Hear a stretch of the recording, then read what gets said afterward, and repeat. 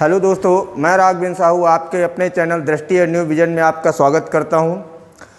चलिए, काफ़ी दिनों के बाद आज फिर से आपके अपने चैनल पे वापस आए हैं और आज का जो हमारा टॉपिक है संज्ञा, तो इसके बारे में थोड़ा सा पहले बेसिक रूप से देख लेते हैं कि संज्ञा है क्या। देखिए, जो संज्ञा हमारा जो टॉपिक है, संज्ञा का अगर मैं शाब्दिक अर्थ की बात करूं तो संज्ञा का शाब्दिक अर्थ क्या होता है? नाम होता है। संज्ञा का शाब्दिक अर्थ क्या होता है? नाम। और संज्ञा शब्द की जो उत्पत्ति होती है, जिसमें से सम आपका क्या है? ये उपसर्ग है, ज्ञा क्या है? धातु है, और अंग क्या है हमारा? ये प्रत्यय होता है। अर्थात संज्ञा शब्द की जो उत्पत्ति होती है, सम उपसर्ग पूर्वक ज्ञा धातु में अंग प्रत्यय का प्रयोग करके संज्ञा शब्द की उत्पत्ति होती है। ठीक है दोस्तों, अब इसके अगर हम पार्ट्स के बारे में बात करें तो पार्ट्स जो है संज्ञा के मुख्य रूप से हम आपके दो प्रकार के पार्ट्स हो सकते हैं। पहला जो है व्युत्पत्ति के आधार पर होता है, इसी को हम क्या कह सकते हैं? व्युत्पत्ति कह सकते हो, या इसी को उत्पत्ति के आधार पर भी कह सकते हो। ठीक है। और दूसरा होता है हमारा अर्थ के आधार पर, यानी कि संज्ञा के मुख्य रूप से कितने पार्ट किए जा सकते हैं? दो पार्ट किए जा सकते हैं। पहला व्युत्पत्ति के आधार पर और दूसरा अर्थ के आधार पर। व्युत्पत्ति के आधार पर संज्ञा है कितने प्रकार की? 3 प्रकार की। पहला है हमारा रूढ़, दूसरा आपका यौगिक, और तीसरा हमारा क्या होता है? योग रूढ़ होता है। वैसे रूढ़, यौगिक और योग रूढ़ के बारे में हम आपको शब्द भेद में या शब्द रचना में भी बता चुके हैं। जो रचना के आधार पर शब्द के भेद होते हैं, रूढ़, यौगिक, योग रूढ़, वही आपके व्युत्पत्ति के आधार पर संज्ञा के भी भेद होते हैं। थोड़ा सा इनके बारे में समझ लेते हैं कि है क्या, रूढ़ क्या होता है, यौगिक क्या होता है, योग रूढ़ क्या होता है। रूढ़ आपके ऐसे शब्द होते हैं जिनके हम सार्थक खंड नहीं कर सकते। रूढ़ शब्द आपके वो शब्द होते हैं जिनके हम क्या? सार्थक खंड नहीं कर सकते हैं। जैसे मैं आपसे कह दूं दिन, घर, चावल, कमल, ये अपने आप में कैसे शब्द हैं? ये आपके रूढ़ शब्द हैं। कैसे शब्द हैं? रूढ़ शब्द है। क्यों? क्योंकि हम इनका क्या है? खंडन नहीं कर सकते, तोड़ नहीं सकते हैं। ठीक है दोस्तों। दूसरा हमारा क्या है? यौगिक। यौगिक का जो शाब्दिक अर्थ होता है क्या होता है? मेल। क्या होता है? मेल। अर्थात यौगिक शब्द में आपको 2-3 चीजें ध्यान देना है। पहले या तो इसमें उपसर्ग दिया होगा, उपसर्ग युक्त आपके शब्द होंगे।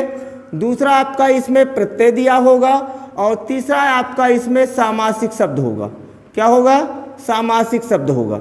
ये 3 चीजें आपको ध्यान देना है। इसमें आपका उपसर्ग होगा, प्रत्यय होगा और सामासिक शब्द। सामासिक शब्द में इसमें हम बहुव्रीहि समास को नहीं लेंगे। ठीक है। इसमें किस समास को नहीं लेंगे? बहुव्रीहि समास को नहीं लेंगे। जैसे मैं आपसे यहां पर कहूं, जैसे हमने कहा विज्ञान, सामाजिक,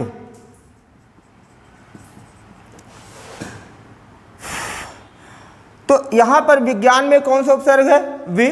सामाजिक में आपका प्रत्यय यहां पर कौन सा है? एक। तो यहां पर आपका देखिए उपसर्ग भी हो गया, प्रत्यय भी हो गया, और आपका जैसे मैंने कहा दीनबंधु, ये आपका यहां पर तत्पुरुष समास हो गया। तो ये आपके तीनों जो है आपके क्या हो जाएंगे? यौगिक के अंतर्गत आ जाएंगे। किसके अंतर्गत दोस्तों आ जाएंगे? यौगिक के अंतर्गत। अर्थात यौगिक शब्दों का जो निर्माण होता है, इसमें से आपको 3 चीजें हमने बताया कि आपको उपसर्ग देखना है, प्रत्यय देखना है, और तीसरा क्या देखना है? सामासिक शब्द देखना है। तो ये चीजें इसमें आपको यौगिक के अंतर्गत आ जाएंगी। तीसरा इसमें से जो पॉइंट होता है हमारा योग रूढ़ होता है, और योग रूढ़ में विशेष रूप से आपके बहुव्रीहि समास के ही उदाहरण आते हैं। किस समास के उदाहरण आते हैं दोस्तों? बहुव्रीहि समास के उदाहरण आते हैं। ठीक है। तो इसमें जितने भी हमारे बहुव्रीहि समास के उदाहरण होंगे वो सब किसके अंतर्गत आएंगे? योग रूढ़ के अंतर्गत आ जाएंगे। जैसे मैंने आपसे कहा जलज, पंकज, लंबोदर, ये सभी आपकी किसके अंतर्गत आ जाएंगे? ये आपके योग रूढ़ के अंतर्गत आ जाएंगे। तो इस प्रकार से दोस्तों व्युत्पत्ति के आधार पर हमारे संज्ञा के कितने पार्ट होते हैं? 3। पहला रूढ़, दूसरा यौगिक और तीसरा योग रूढ़ होते हैं। ठीक है दोस्तों। अब आगे देखते हैं अर्थ के आधार पर। अर्थ के आधार पर वैसे संज्ञा कितने होती है? 5 प्रकार की। व्यक्तिवाचक, जातिवाचक, पदार्थवाचक, इसी को हम द्रव्यवाचक भी कहते हैं, समूहवाचक और भाववाचक। ठीक है। अब इसमें से क्या होता है? यहाँ पर हिंदी के जितने भी व्याकरणाचार है लगभग इसमें काफ़ी मतभेद है कि संज्ञा के पार्ट है कितने। तो वास्तव में यदि देखा जाए तो पदार्थवाचक और समूहवाचक ये हैं किसके भेद, ये जातिवाचक के भेद हैं किसके भेद, जातिवाचक के क्या हैं भेद बताए गए हैं। यदि आपसे पूछ लिया जाए जातिवाचक संज्ञा है कितने प्रकार की, तो मुख्य रूप से आपके दो होगी, एक पदार्थवाचक और समूहवाचक। ये भेद किया किसने है, ये मुख्य रूप से कामता प्रसाद गुरु के अनुसार है। किसके अनुसार है, कामता प्रसाद गुरु के अनुसार जो है ये जातिवाचक संज्ञा के कितने पार्ट किए गए हैं, दो पार्ट किए गए हैं, एक आपका पदार्थवाचक और दूसरा समूहवाचक। अब चलिए दोस्तों, अब इन्हीं के बारे में एक एक संज्ञा के बारे में डिस्कशन करते हैं, ठीक है। तो पहला हम देखते हैं आपका व्यक्तिवाचक संज्ञा। क्या है, व्यक्तिवाचक संज्ञा। अब व्यक्तिवाचक संज्ञा है क्या, इसके बारे में देखते हैं। यानी कि किसी एक वस्तु या व्यक्ति का बोध, यानी कि व्यक्तिवाचक में ये होता है कि जिसमें पर्टिकुलर या तो एक व्यक्ति हो या पर्टिकुलर एक वस्तु हो, उसका जो बोध कराए वो आपका व्यक्तिवाचक संज्ञा।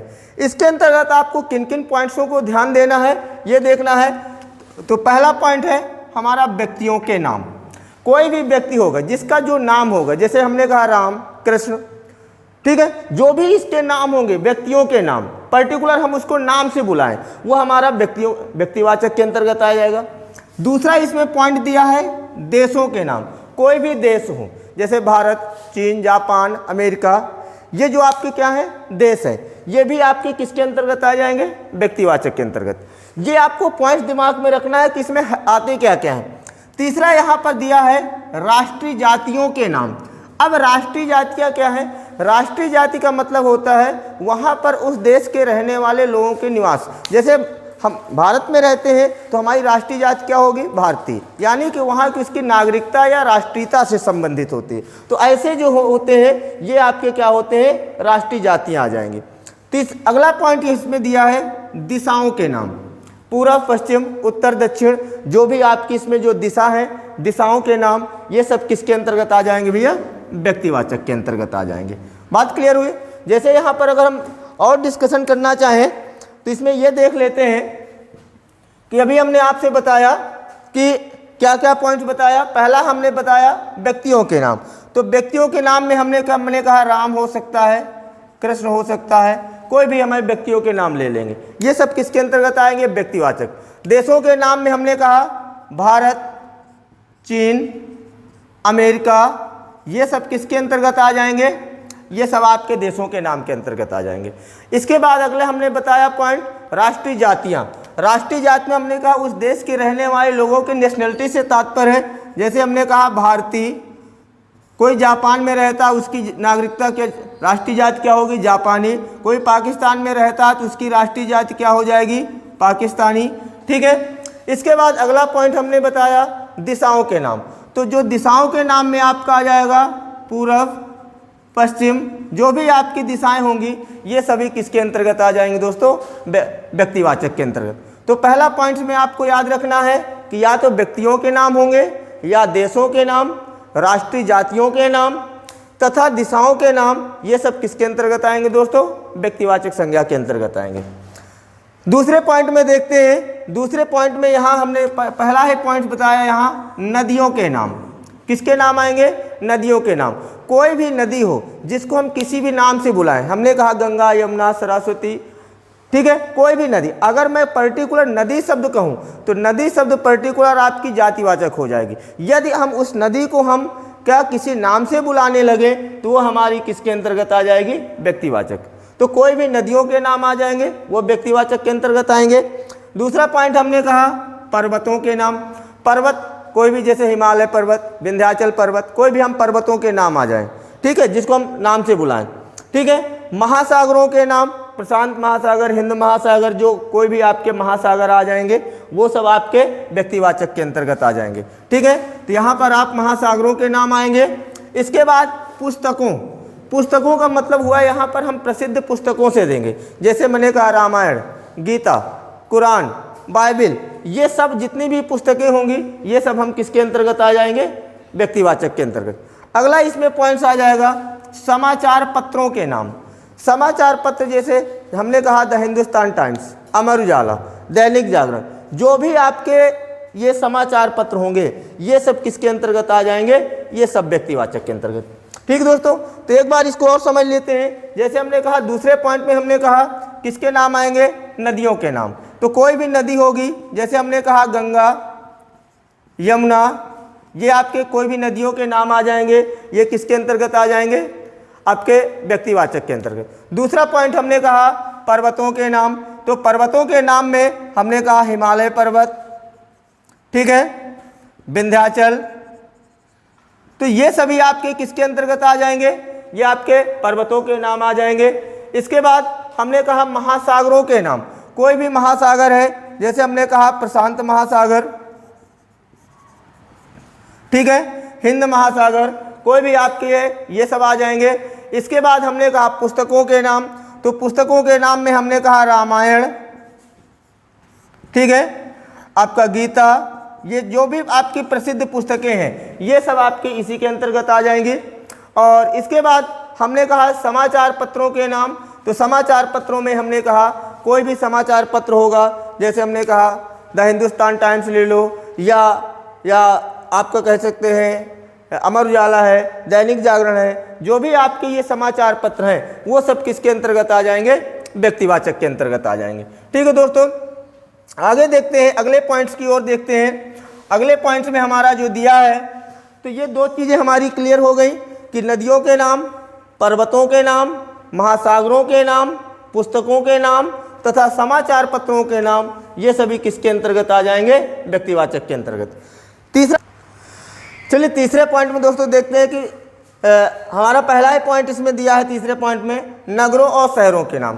कोई भी नगर हो या शहर हो, जैसे हमने कहा कानपुर, इलाहाबाद, ठीक है, झांसी, जो भी आपके शहरों के नाम होंगे वो सब आपके किसके अंतर्गत आ जाएंगे, व्यक्तिवाचक के अंतर्गत। जो भी आपके नगर हो आपके या शहर हो। इसके बाद अगला पॉइंट इसमें दिया है सड़कों और चौराहों के नाम। कोई भी सड़क हो, अगर हम पर्टिकुलर सड़क कहें या रास्ता कहें तो वह पर्टिकुलर जातिवाचक हो जाएगा। यदि मैं उस सड़क का पर्टिकुलर नाम दे दूं, हमने कहा जीटी रोड, ठीक है, तो ये आपका क्या हो जाएगा, व्यक्तिवाचक के अंतर्गत। हम उसको पर्टिकुलर नाम से बुलाने लगे। अगर हम देखिए दूसरा पॉइंट इसमें दिया है कि चौराहा, अगर हम पर्टिकुलर चौराहा कहें तो चौराहा तो हमारा समूहवाचक के अंतर्गत आ जाएगा। लेकिन यदि हम चौराहों को या चौकों को कोई नाम दे दें, हमने कहा जैसे मैंने कहा चांदनी चौक, ठीक है, तो ये पर्टिकुलर आपका किसके अंतर्गत आएगा, व्यक्तिवाचक के अंतर्गत आएगा। इसके बाद दिनों के नाम, रविवार, सोमवार, जितने भी आपके दिन होंगे वो सभी आपके व्यक्तिवाचक के अंतर्गत आ जाएंगे। ठीक है, तो इसके अंतर्गत यदि हम देखना चाहें तो हमने कहा नगरों और शहरों के नाम। हमने कहा आपको कानपुर, झांसी,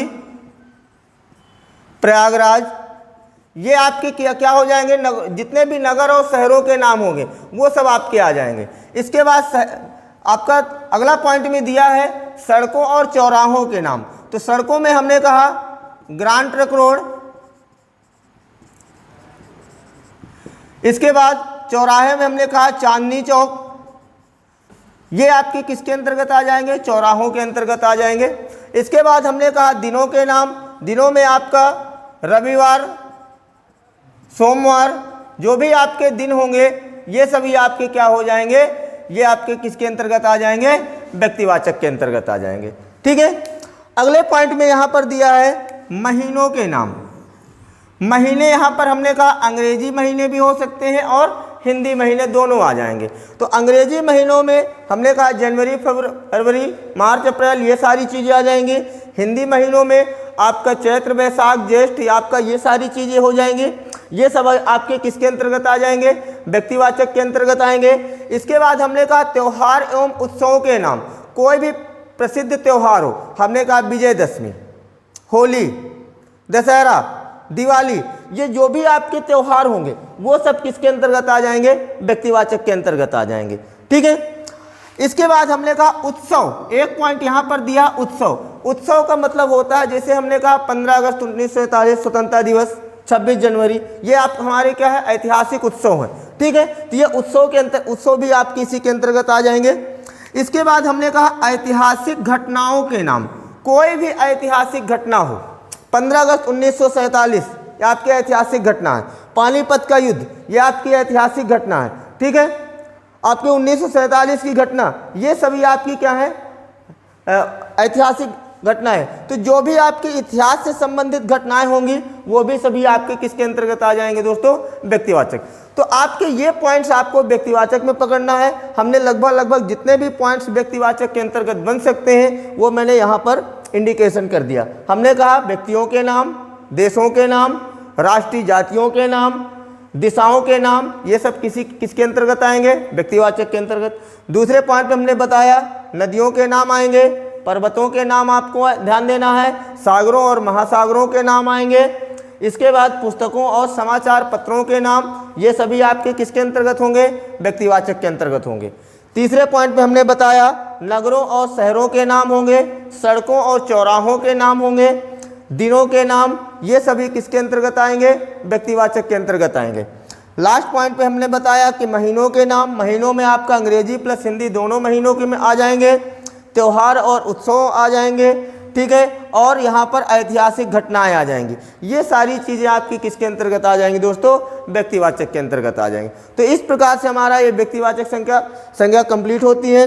अब दूसरे पॉइंट में हम देखते हैं दोस्तों जातिवाचक संज्ञा। किसके बारे में देखते हैं, जातिवाचक संज्ञा। जातिवाचक संज्ञा क्या है कि इससे क्या है, संपूर्ण जाति या संपूर्ण पदार्थ या उसके समूह का बोध होता है, ठीक है। यानी कि जातिवाचक संज्ञा क्या होती है कि जिससे संपूर्ण जाति या संपूर्ण पदार्थ या उसके संपूर्ण समूहों का क्या हो, बोध हो, वो आपका किसके अंतर्गत आ जाएगा, जातिवाचक संज्ञा के अंतर्गत आएगा। अब इसके अंतर्गत हमें किन किन पॉइंट्सों को ध्यान देना है, इसमें 2 ही पॉइंट्स है, ज़्यादा पॉइंट्स नहीं है, ठीक है। तो पहला इसमें क्या है, पशु पक्षियों के नाम। कोई भी पशु पक्षी हो, हमने कहा गाय, बैल, भैंस, ठीक है, ये आपके पशुओं के अंतर्गत आ जाएगा। और पक्षी जैसे हमने कहा तोता, ठीक है, आपका ये आपका क्या है, पक्षी के अंतर्गत आ जाएगा। लेकिन हाँ, अगर हमने कहा तोता तो हमसे इससे संपूर्ण वर्ग जाति की बात आ जाएगी। अगर हमने तोता कहा तो इससे संपूर्ण वर्ग या जाति की बात आएगी। अगर हमने गाय कह दिया तो इससे संपूर्ण, हम कोई भी गाय होगी, चाहे किसी भी कलर की हो, चाहे किसी भी आपकी नस्ल की हो, हम उसको गाय ही कहेंगे। तो ये संपूर्ण जाति की बात आ जाएगी। यदि अगर हम गाय में अगर हम पर्टिकुलर उसको किसी वैरायटी के नाम से बताएं या नस्ल के नाम से जानने लगे, ठीक है, तो वो हमारा किसके अंतर्गत आ जाएगा, फिर व्यक्तिवाचक में पहुंच जाएगा। अगर मैं पर्टिकुलर गाय कह दूं या तोता कह दूं या कुत्ता कह दूं, ये सभी किसके अंतर्गत आ जाएंगे, जातिवाचक के अंतर्गत। बात समझ में आया दोस्तों, ठीक है। यानी कि जिससे संपूर्ण वर्ग या जाति, अगर मैं कुत्ता कहूँ तो जो भी हम चाहे जिस भी वैरायटी का हो या जिस भी नस्ल का हो, हम उसको कुत्ता ही कहेंगे। भले ही अगर हम उसको किसी वैरायटी या नाम से उसको बुलाने लगेंगे तो वो हमारा व्यक्तिवाचक में पहुंच जाएगा, ठीक है। दूसरा पॉइंट यहाँ पर हमने कहा अन्न तथा मसालों के नाम, यानी कोई भी अन्न हो, हमने कहा गेहूँ, चना, चावल, ये क्या है, अन्न है। मसालों में हमने कहा तेज पत्ता, काली मिर्च, ये सब क्या हो जाएंगे, मसालों के अंतर्गत।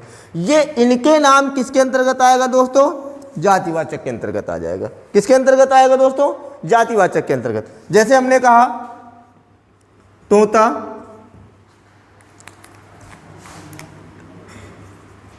बिल्ली, गाय, ठीक है। इसके बाद हमने कहा तेज पत्ता, काली मिर्च,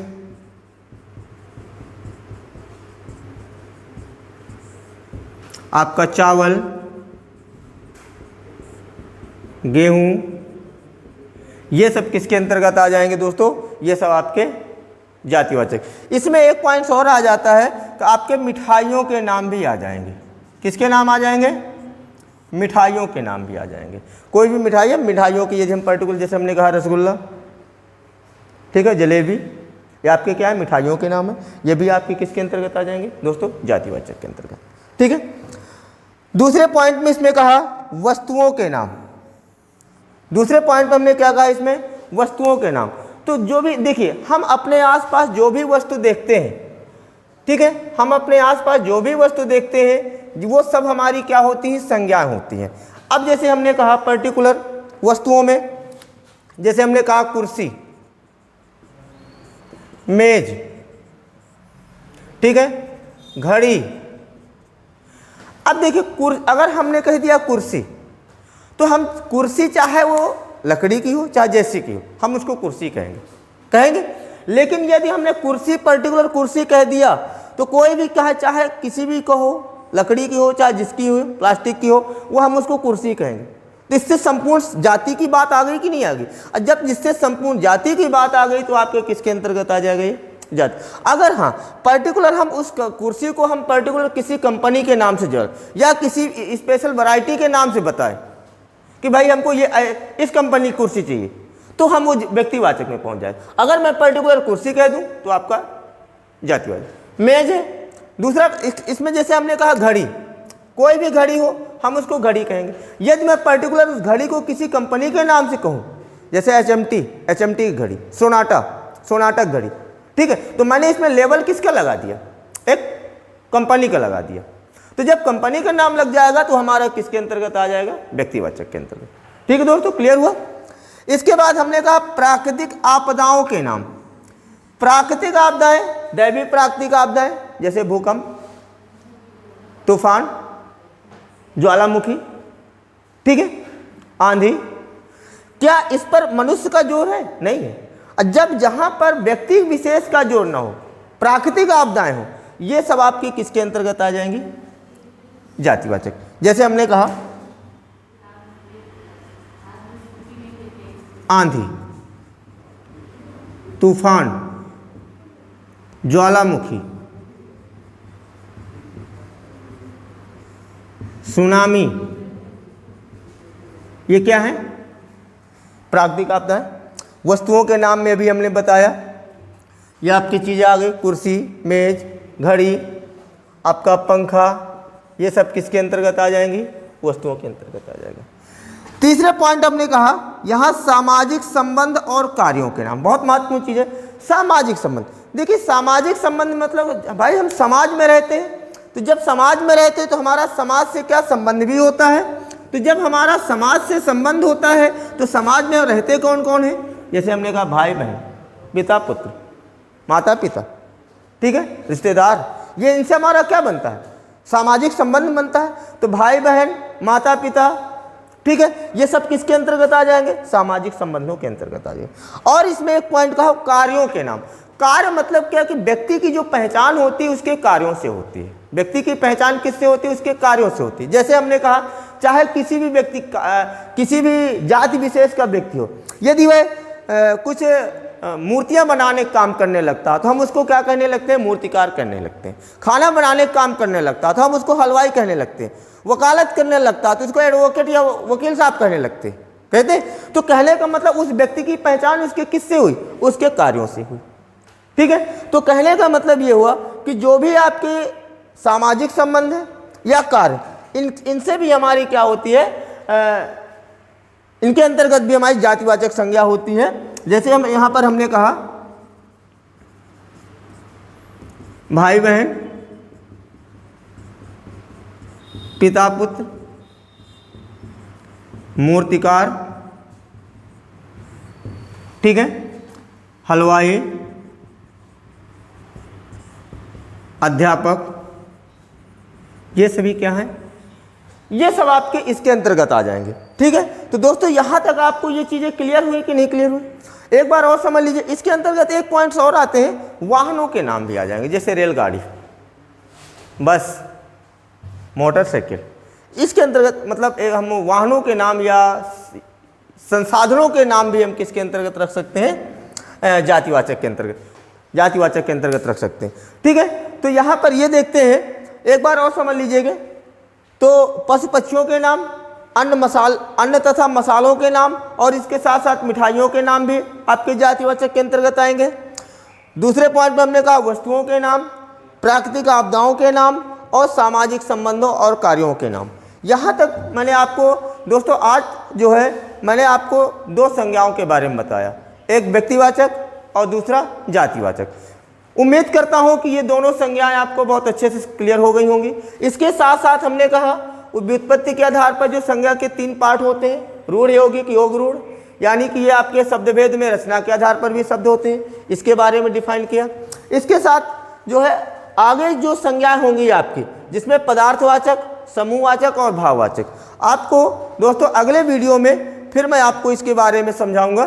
ठीक है, तो यहाँ तक उम्मीद है आप लोग क्लियर हो गया होगा। चलिए दोस्तों, अगले वीडियो में मिलते हैं। धन्यवाद।